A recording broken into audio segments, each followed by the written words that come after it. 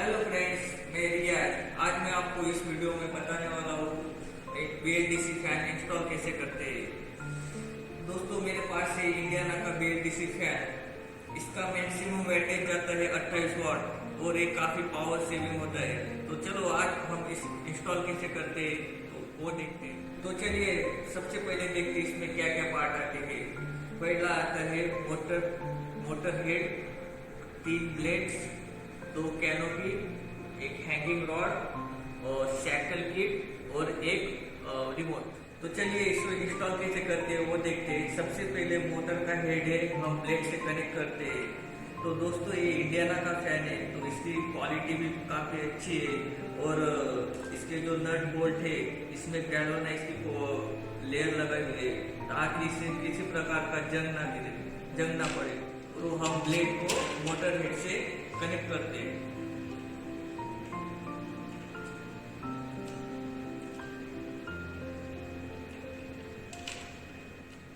तो दोस्तों, ये होता है हैंगिंग रॉड। तो बेसिकली इसमें 2 बाजू होती है, एक ओपन वाली साइड रहती है और एक क्लोज वाली साइड रहती है। तो ओपन वाले साइड में 4 होल होते हैं और जो क्लोज वाली साइड होती है उसमें 3 होल होते हैं। तो इस वाले जो क्लोज वाले होल में से हम वायर डालते हैं और ये जो ओपन वाले 2 होल रहते हैं इसमें से हम वायर बाहर निकालते हैं। और ये जो तो हम इस हैंगिंग रॉड में सबसे पहले कैनोपी फिक्स करेंगे। तो जो हमारा 1 क्लोज वाला जो साइड होता है उसमें जो हमारा ब्रांड नेम रहता है उसको हम पहले इस तरह से फिक्स करेंगे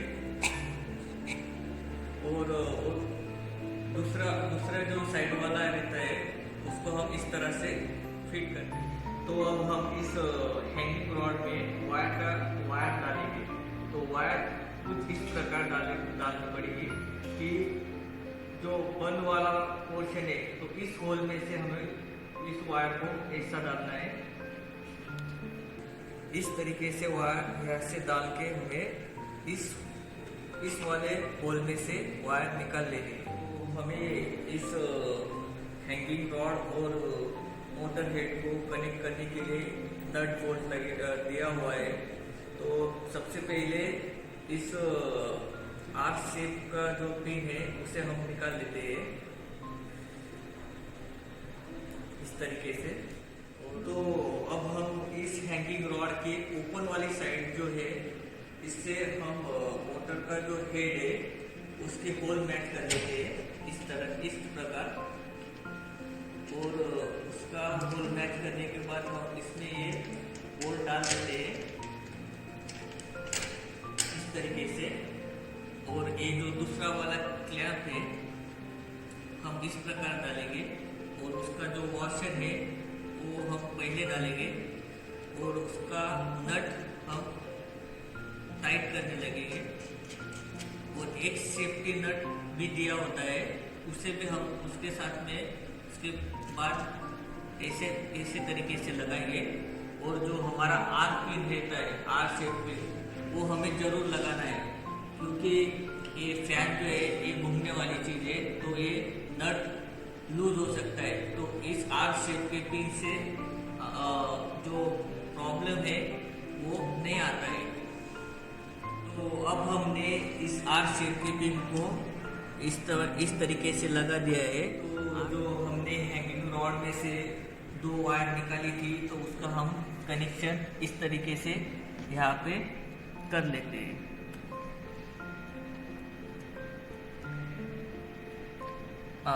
पॉजिटिव ऊपर होनी चाहिए और निगेटिव नीचे होनी चाहिए।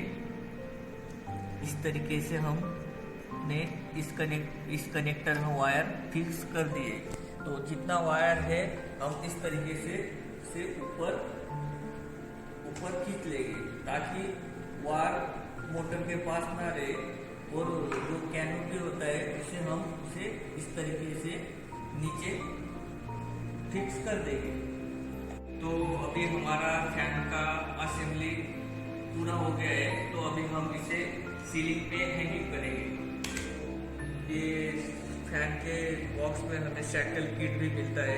तो साइकिल किट इस प्रकार कुछ होता है।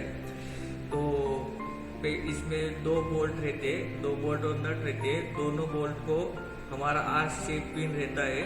तो हम इसे अभी आपको निकाल के दिखाते हैं। तो हमें सबसे पहले ये दोनों नट और दोनों बोल्ट निकाल लेने हैं। तो अब हमने साइकिल किट को ओपन कर लिया है।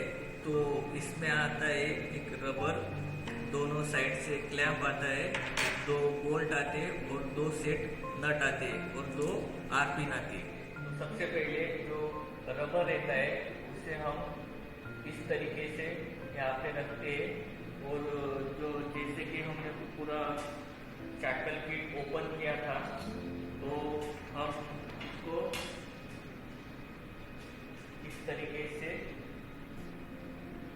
इसके अंदर इसके होल में मैच कर लेते हैं इस तरीके से। और दूसरा जो पोर्शन है उसे भी हम इस तरीके से कर देते हैं। तो इसके बाद हम इसमें नट लगाने वाले हैं। तो पहले हम इसमें वॉशर डालेंगे इस तरीके से।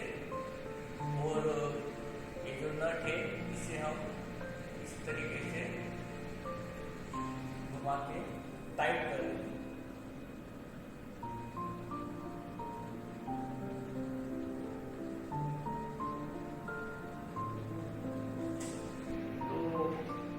इसका जो क्लोज वाला हिस्सा है हम इस तरीके से साइकिल में इस तरीके से इसका होल के साथ इस तरीके से हम इसमें फिक्स कर देते हैं। वॉशर डालेंगे ऐसा और नट डालेंगे। नट को हम टाइट करेंगे।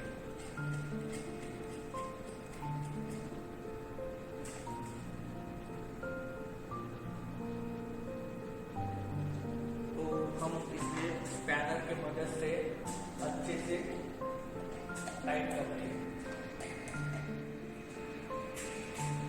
अब हमने इस साइकिल को पूरी तरह से सीलिंग पे फिक्स कर दिया है। उसके बाद हम आर पिन लेंगे और दोनों बोल्ट के अंदर इस तरीके से लगा दें ताकि ये निकले ना। दूसरा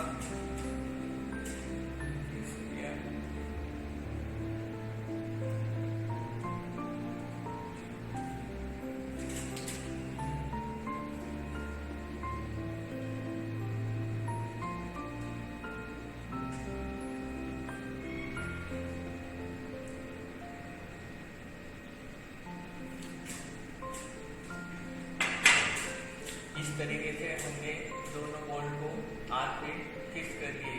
आर पिन लगाना जरूरी है क्योंकि नट लूज होता है तो आर पिन की वजह से वो वहाँ पे रुक जाता है।